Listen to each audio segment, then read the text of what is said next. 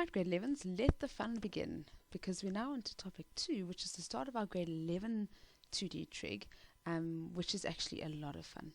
So the first thing we're doing something called the area rule. There's 3 rules we'll do by the end of this section, and this is the first one. Now, this is pretty cool, because so far we only know how to work out the area of a right angled triangle. Now, I should have put the word angled in there, so let me add it in there. A right angled triangle.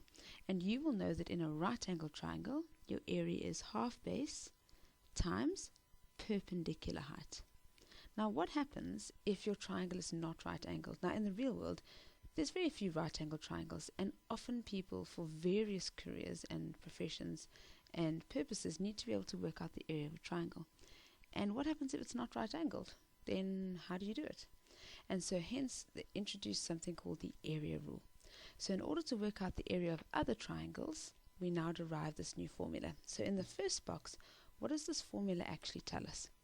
Okay, now the first thing we need to discuss is that in any triangle, we have something called vertices. Now, you'll know what those are because those are the points. That's true in any polygon. So the points where 2 lines meet is called a vertex. Now, you'll notice that vertices are always labeled with capital letters. So in all geometry and trig, vertices or points are labeled with capital letters. However, this side of the triangle we could call side AB. So if it joins vertex A and B, we use the capitals and we say AB. But as I'm sure you've heard before, mathematicians are incredibly lazy and like to take shortcuts. So if this is angle C over there at vertex C, opposite to angle C is the side, and we will call that baby C.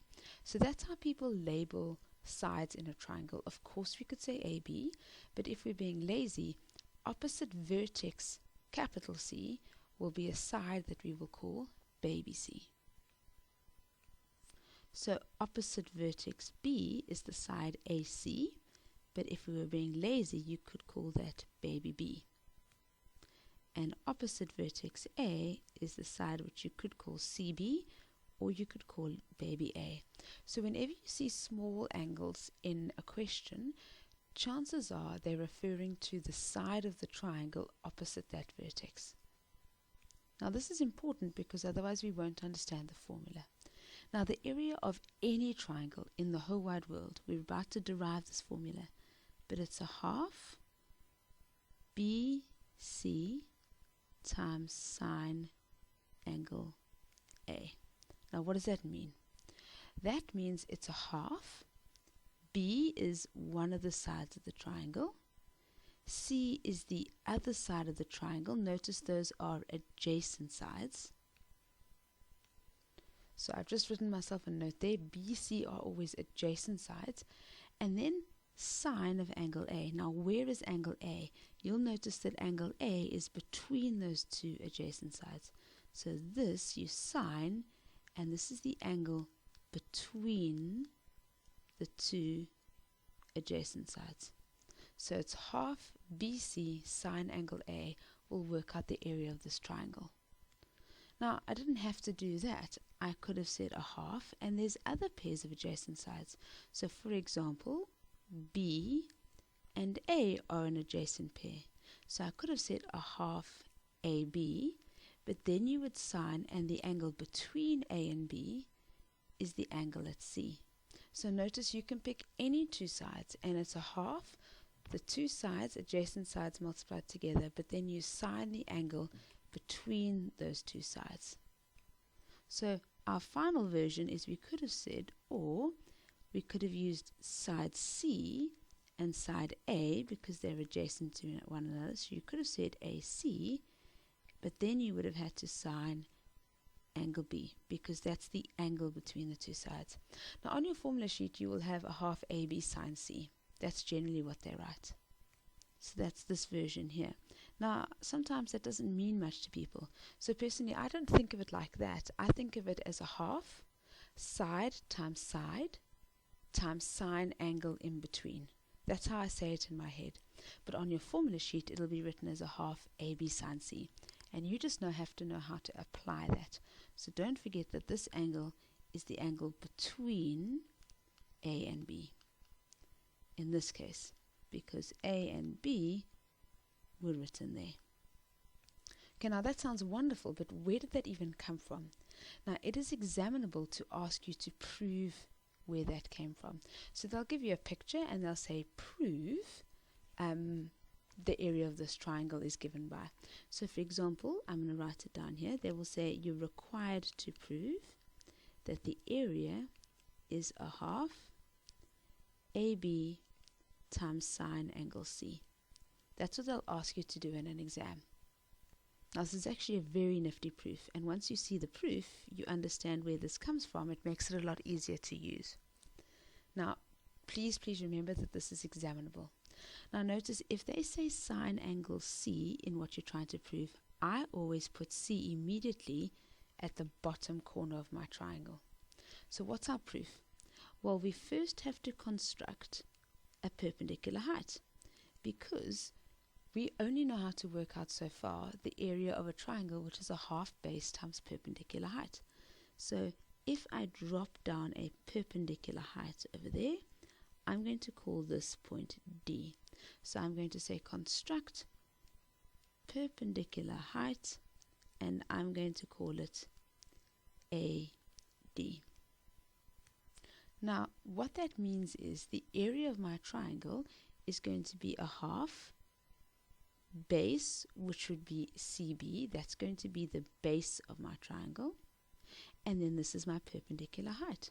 And don't forget that area of a triangle, granted this isn't a right angle triangle, this ABC, but because I've constructed a perpendicular height, I can use a half base times height. The only problem is I don't know what this height is.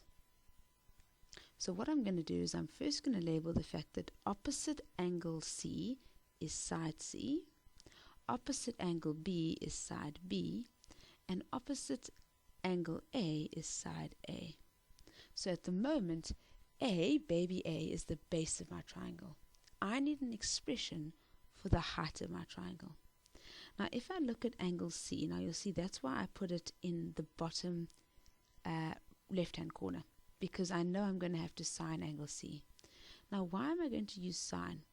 Because opposite to angle C is this height of AD.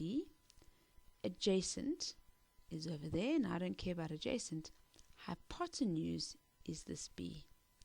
So in this triangle of ACD, I could say that sine of angle C is equal to AD, which is the opposite side, that's my perpendicular height, divided by hypotenuse, which is AC. Now AC is also known as baby B.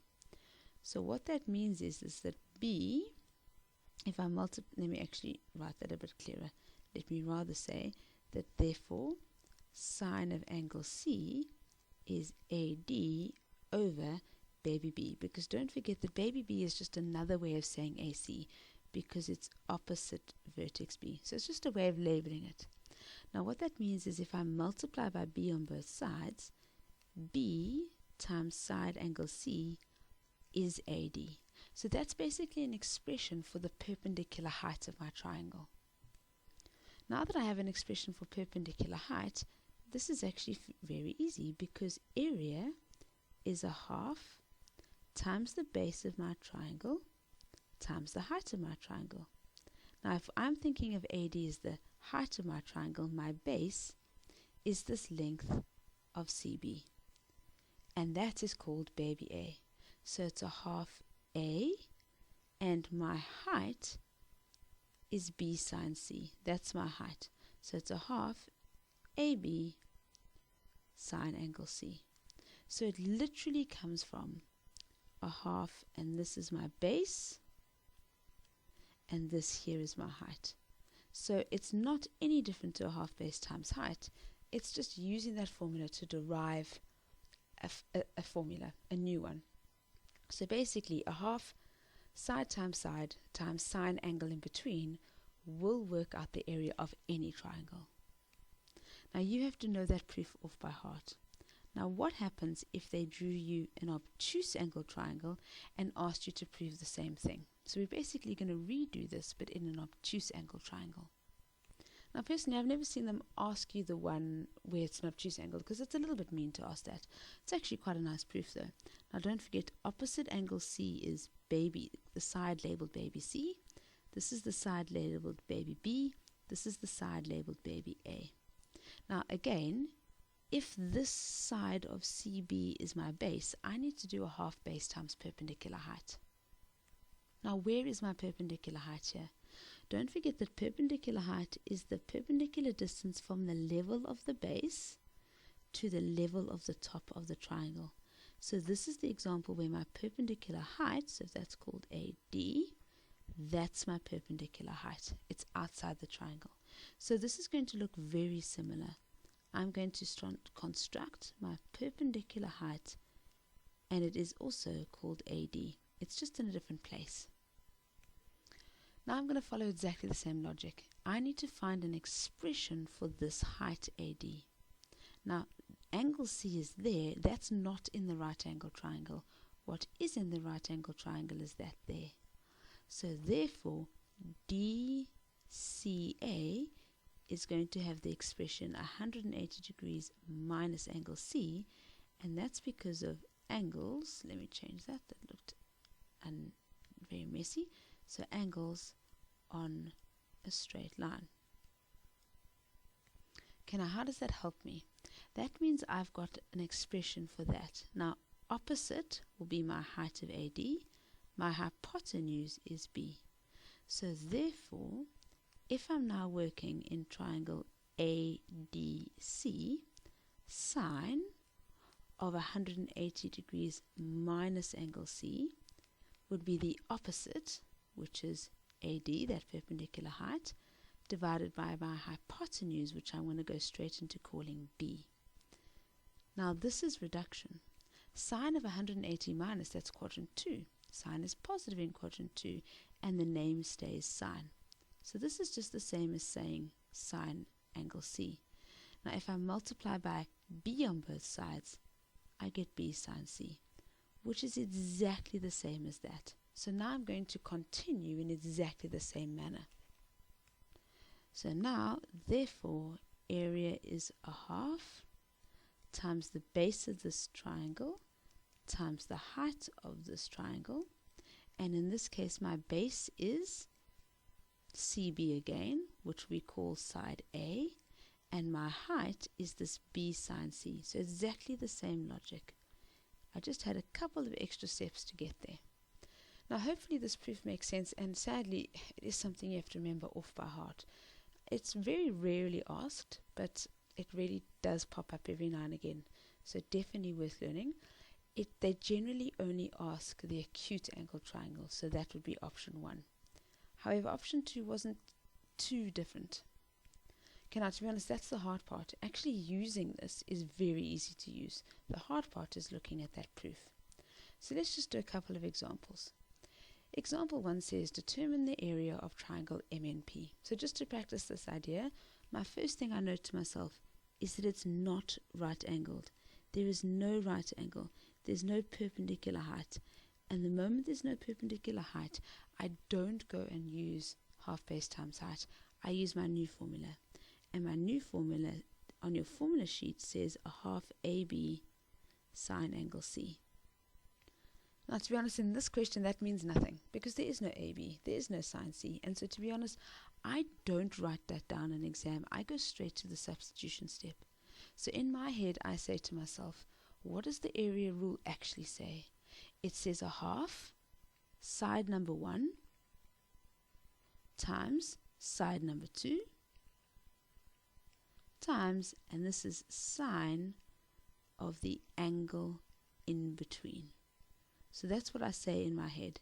It's a half side times sine angle in between. So this works out perfectly. So this is just simply half times 17 times 9 times sine angle in between. It can't be anything other than the angle in between those two sides. And so I get an answer of 75,34. And in this case, this was centimeters, so that would be centimeters squared. So in future, I'm not going to write down that half AB sine C because it actually has nothing to do with this triangle. Right, let's have a look at another one. Example 2 is where I've said that this triangle below has an area of 42 centimeters squared. Determine the size of angle T. Now, why have I drawn two triangles with exactly the same dimensions? Now, that's because just because you have 13 centimeters and 12 centimeters, you don't actually know whether it's an acute angle triangle, as I've drawn in picture 1, or you could have exactly the same dimensions and yet it's an obtuse angle triangle. So how do I find the two different answers? Well, what's the formula for area? Area is a half times side, so that would be times 12 times 13, times sine angle in between, which is sine angle T.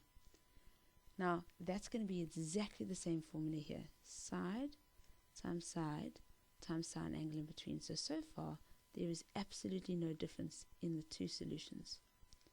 Now, I can't actually find T yet because I haven't filled in the fact that I know what the area is.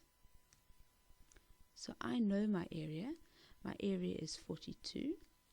Now, if I actually work out a half times 12 times 13, I get 78. So it's actually 78 times sine angle T. Now, just to show you by comparison, this is so far exactly the same thing. My area is 42, this is still 78, and this is sine angle T. So far nothing differentiates these two answers. Now don't forget, this is just now a trig equation. And the first thing I do is isolate my trig identity, my trig ratio. So I divide by 78 there and divide by 78 there. So this disappears and I just have sine of angle T, and 42 divided by 78 can be simplified to 7 over 13. I could write that as a decimal, but it's just easier. So this, I'm going to have exactly the same isolated trig ratio. And so still there's no difference between the two. Now here's where the difference comes in. We're now solving a trig equation. And solving a trig equation, I just go shift sine, because don't forget I'm solving backwards to the angle. So I do shift sine of that 17 over 13. So I think I said 17 over 13. Shift sine of 7 over 13, and that will give me an angle T. And I get an answer of 32,58 degrees, which is clearly an acute angle. So that's in picture 1. However, do we not remember that sine has two different solutions? So there's a second solution, and the second solution would be 180 degrees minus shift sine of 7 over 13. So if you don't know whether it's acute or obtuse angle, there's actually two different options. If they've drawn you a picture, then you can obviously see if you're looking for the acute option or the obtuse option. But if they don't draw you a picture, there's actually two possible triangles that could exist.